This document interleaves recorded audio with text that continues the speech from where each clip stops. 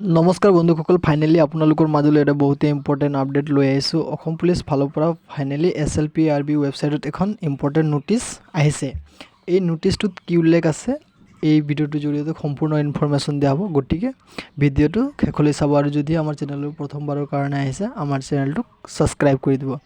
বন্ধুসকল, ভিডিঅ' ডেছক্ৰিপশ্যনত যিটো লিংক দিয়া আছে এইটো লিংকত ক্লিক কৰিলে আপোনালোকে direct Assam police official website আপুনি এইটো পেজত আহিব।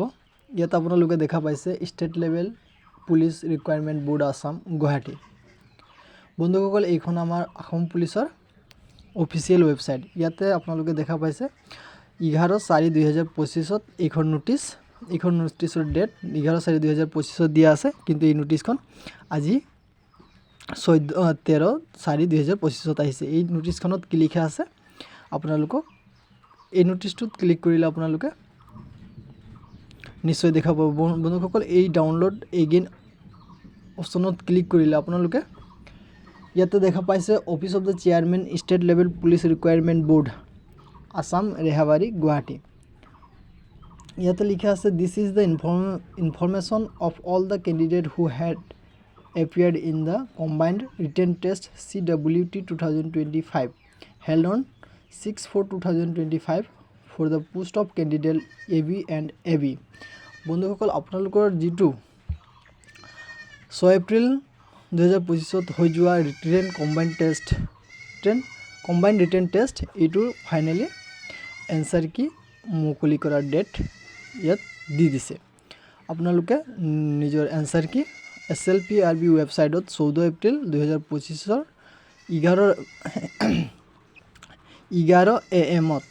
11 AM আপোনালোকে এই এনচাৰ চিটখিনি চাব পাৰিব।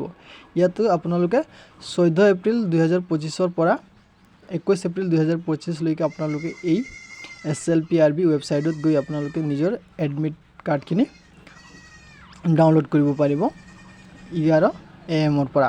বন্ধুসকল, আপোনালোকৰ নিজৰ OMR চিটখন ডাউনলোড কৰিবলৈ আপোনালোকে ইয়াত 50 টকা এটা ফিজ কাটিব লাগিব।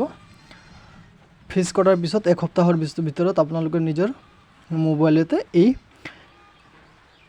এনচাৰ চিটখন আপোনালোকে চাব পাৰিব। বন্ধুসকল, আপোনালোকৰ এই চিটখন চাবলৈ আপোনালোকক প্ৰয়োজন হ'ব আপোনালোকৰ নিজৰ ইউজাৰ নেম মানে কেণ্ডিডেট এপ্লিকেশ্যন ID আৰু পাছপোৰ্ট দৰকাৰ হ'ব।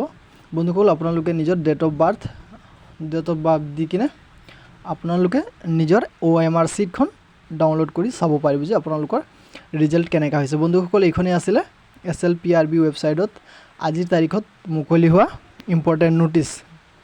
ভিডিঅ' ডেছক্ৰিপশ্যনত ইয়াৰ লিংক দিয়া আছে, গৈ কিনে আপোনালোকে নিজৰ এডমিট ডাউনলোড কৰা লিংকখিনি চাই ল'ব পাৰিব।